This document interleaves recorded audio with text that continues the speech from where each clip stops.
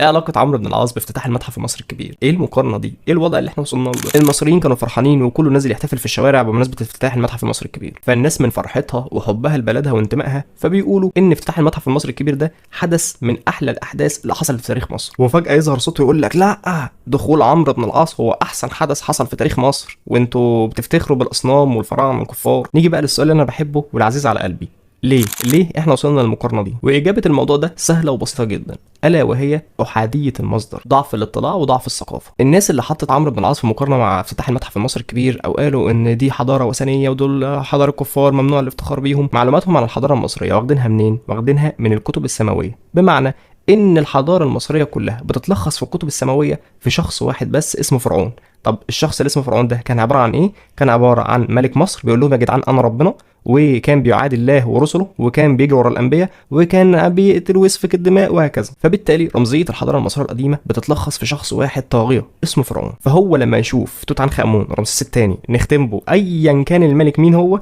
فده اسمه فرعون. واي اثر من الحضاره المصريه القديمه هو ده اثر فرعون، وكل الحاجات دي بتعادي الله ورسوله. فانا طبعا كمسلم وبخاف على الدين وبخاف على الاسلام، فواجب عليا ان انا انبذ الحضاره اللي كانت بتعادي الانبياء دي. قصه بقى فرعون موجود ولا خرافه مش موجود ده مش قصتنا خالص، واحنا دلوقتي فرضيت ان هو موجود. فاحاديه المصادر دي هي اللي بتخلق التطرف وبتخلق الافكار الحديه. ننتقل بقى للنقطه الثانيه، لاذكى واخطر العرب في تاريخهم، عمرو بن العاص. الناس مفكرين ان زي ما خدنا في المدارس كده ان بمجرد دخول عمرو بن العاص مصر بقت كلها مسلمه وكلنا بقى عرب وكلنا بقينا بنتكلم عربي وكل الكلام ده طبعا ما حصلش، كل الكلام ده فيك. عمرو بن العاص كان غير مكترث تماما بانت بتعبد ايه، يعني انت بقيت مسلم اهلا وسهلا، انت لسه مسيحي يابا احلى مسيحي، عايز تعبد رجل الكنبه اعمل اللي انت عايزه، اهم حاجه انت لو غير مسلم بتدفع الجزيه، لو انت مسلم بتدفع الزكاه وخراج بيت المال وهكذا، طبعا من المقتدرين من الناحيتين يعني. طب امتى احنا اتكلمنا عربي في العصر الفاطمي، لما الخليفه الفاطمي الحاكم بامر الله عرب كل الدواوين كل المدارس كل المصالح الحكوميه حتى الاسواق ولسان الناس، اي حد ما كانش بيتكلم عربي كان بيتعرض لعقوبه شديده جدا. طيب احنا بقينا اغلبيه مسلمه امتى؟ اغلبيه مسلمه برضو من 1000 سنه في العصر الايوبي، ودي نتيجه تراكميه من مئات السنين. يعني المصريين فضلوا يحولوا من المسيحيه للاسلام من اول دخول عمرو بن العاص لغايه العصر الايوبي، لان العصر الايوبي ازدهرت فيه المدارس السنيه زي الشافعيه والحنفيه وغيرها، فدين ولغه كانوا من 1000 سنه بس تقريبا. طب امتى بقى بقت مصر دوله عربيه؟ دي من ايام جمال عبد الناصر، يعني ما بقالناش 100 سنه. فاحنا لو نوعنا المصادر هنلاقي ان المصريين القدماء دول عندهم اول قانون اول بوصله اخلاقيه، هم اصحاب العلوم الطب والفلك الهندسه اللي علموا العالم كله. الناس دي مش مكتوب على جدرياتهم ان نزل فيهم نبي وكذبوه واتخذوه والكلام ده،